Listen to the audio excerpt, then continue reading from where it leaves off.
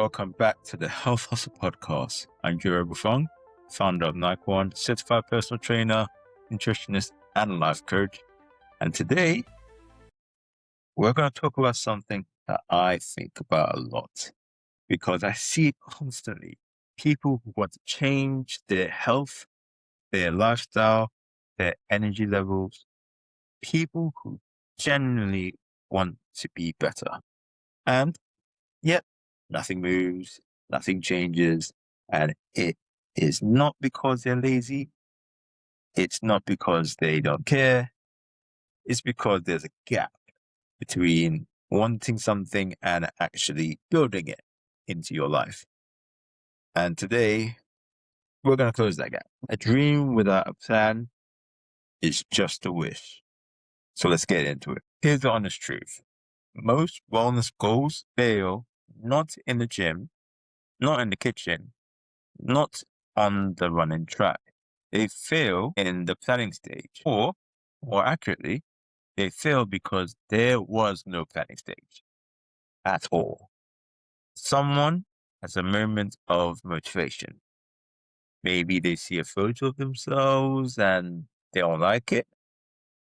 Maybe they feel out of breath walking up the stairs. Maybe their doctor says something that frightens them. And in that moment, they decide things are going to change. So they download an app, they buy some trainers, and they sign up to something. And for a week, maybe even two, they go hard. And then life happens. Work gets busy, the kids need something, they have a bad day, and skip a session. And slowly the motivation fades. And they are back where they started. Except now, they feel guilty about it. It's not about willpower. It's not really a willpower problem. This is a system problem. Motivation gets you started. Systems keep you going. And if you do not have the system built around your actual life, your actual schedule, your actual energy levels, your goal will always feel like something that you're chasing rather than something you're building. And here's what makes it harder than it needs to be. We live in a world that sells us motivation constantly. Social media is full of transformation photos, morning routine videos, people waking up at 4 a.m. looking incredible and telling you that you just need to want it badly enough. And that messaging is genuinely damaging because it makes people believe that the reason they have not changed is a personal failing, rather than a structural one. You don't need more motivation. You need a better structure. And structure is something you can actually build. This is what today is about. Let me break it down simply. A dream is what you want. A plan is how you get there. And the bridge between the two specifically. Most people set wellness goals that sound like this. I want to get fit. I want to eat better. I want to lose weight. I want to feel less stressed. Now, these are dreams. They're directional, but they are not actionable. You cannot wake up on a Monday morning and get fit. It's too big, it's too vague, and it's too easy to put off. A plan sounds different. A plan sounds like I'm going to move my body for 30 minutes, 3 times a week on Monday, Thursday, and Saturday morning before the day even starts. That is specific. That has a day, a time, a duration. You can put it in your diary. You can prepare for it the night before. You can hold yourself accountable to it because it is real.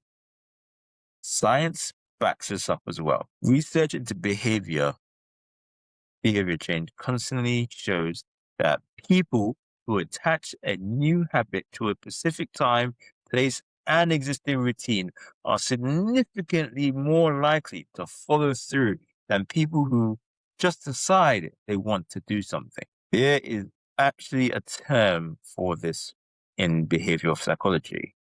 It's called implementation intention. And studies show that it can more than double the likelihood of a habit sticking. Not because the person suddenly has more willpower, but because the decision has already been made in advance. When Tuesday comes, you don't have to decide whether or not to work out. You already decided. You just execute. Intention is not enough.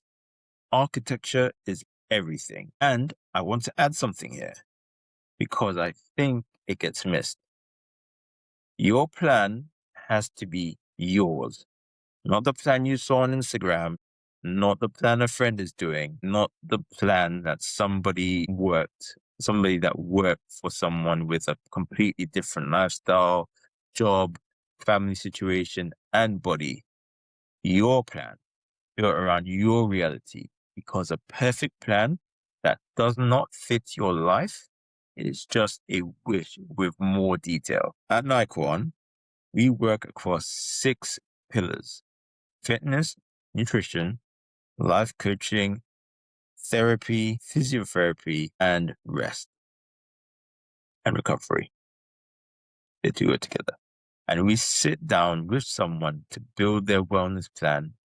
We always start in the same place. We start with where they are, not where they want to be. Because you cannot plan a route without knowing your starting point. And a lot of wellness culture skips this step entirely. It jumps straight to the destination without acknowledging the terrain. So here is a simple framework you can apply right now. Step 1, get honest about where you are. Not where you want to be, not where you used to be, where you are today. How is your energy? How is your sleep? How are you eating? How much are you moving? No judgment, just an honest baseline. Write it down if you can, because there is something powerful about seeing it in black and white. It makes it real and it gives you something to measure against later. Step 2, choose one pillar to start with. Not all 6, one. That one, if you improved it, would have the biggest ripple effect on everything else. For most people, that's sleep or nutrition, because everything else builds on those foundations. If you're sleeping badly and feeling poorly, no amount of exercise is going to get you where you want to go. You are trying to build on an unstable base, and it will not hold. Step 3, set a specific and realistic target for that one pillar over the next 4 weeks. Not 3 months, not a year, 4 weeks. That's short enough to stay focused, long enough to see real change. What does success look like at the end of those 4 weeks? Again, write it down, make it measurable. Not, I want to sleep better. Try, I'm going to be in bed by 10:30 p.m. on weeknights and screens off by 9:30. That's something you can actually track. Step 4, build the habit around your existing life, not the life you wish you had. Now, this is important. If you're not a morning person, do not build a 5 a.m. workout routine. It will not last. Find a time that actually works for your real schedule and protect it like a meeting that you cannot cancel. Because that is exactly what it is. Step 5, tell someone. This sounds simple, but accountability is genuinely one of the most powerful forces in behavioral change. It does not have to be a coach, though it does help.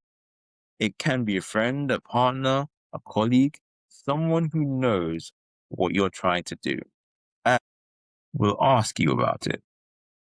The moment your goal exists only in your head, it is easy to quietly let it slide. The moment someone else knows about it, it has weight. Step 6. Review at 4 weeks. What worked? What didn't? What needs adjusting? Then you add the next pillar. Now, this is not a race. This is a construction project. You are building something that will last. I want to add something here that most people never consider when they're setting wellness goals. Your environment is either working for you or against you.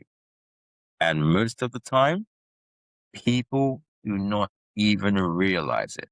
Think about this. If you keep a bowl of fruit on your kitchen counter and nothing else visible, you eat more fruit. Not because you suddenly have more discipline, because the decision is easy. The healthy choice is the obvious choice. Now flip that. If your kitchen has crisps on the counter, biscuits in a jar, you can see, and nothing prepared and ready to eat, you will make worse food choices when you are tired and hungry at the end of a long day. Not because you have no willpower, because willpower is a finite resource. And by the end of a day, it is running low. This is called environmental design and is one of the most underused tools in wellness. You are not fighting your behavior.